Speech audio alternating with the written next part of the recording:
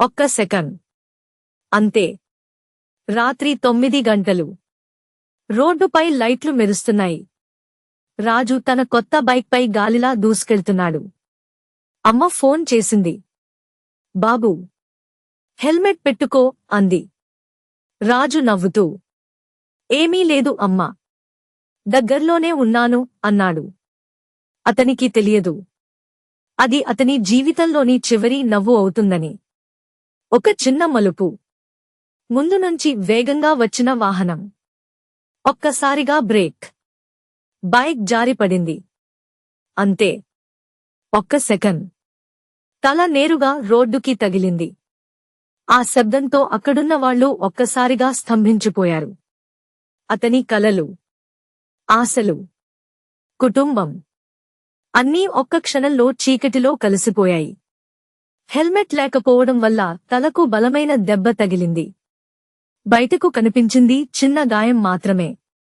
కానీ లోపల మెదడు రక్తస్రావంతో పోరాడుతోంది.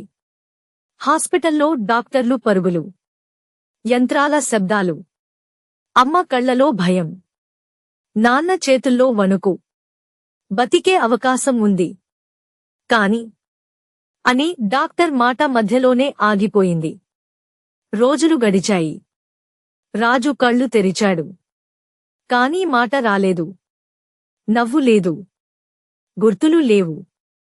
జీవితం ఉంది కానీ జీవం లేదు. అమ్మ కన్నీళ్లతో అడిగింది, హెల్మెట్ పెట్టుకుని ఉంటే నా బాబు ఇలా అయ్యేవాడా? ఇది కేవలం కథ కాదు, ఎప్పుడైనా ఎవరి జీవితంలోనైనా జరిగే నిజం. రోడ్డుపై ఒక చిన్న నిర్లక్ష్యం జీవితాన్ని శాశ్వతంగా మార్చేస్తుంది. హెల్మెట్ ఒక అలవాటు కాదు, అది ప్రాణరక్షణ.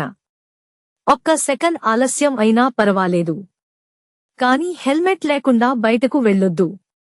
ఎదురు చూస్తున్న వాళ్ల కోసం, నీ కుటుంబం కోసం, ముఖ్యంగా నీ ప్రాణం కోసం. కలం తేరాల రాజేంద్ర ప్రసాద్ గుప్తా.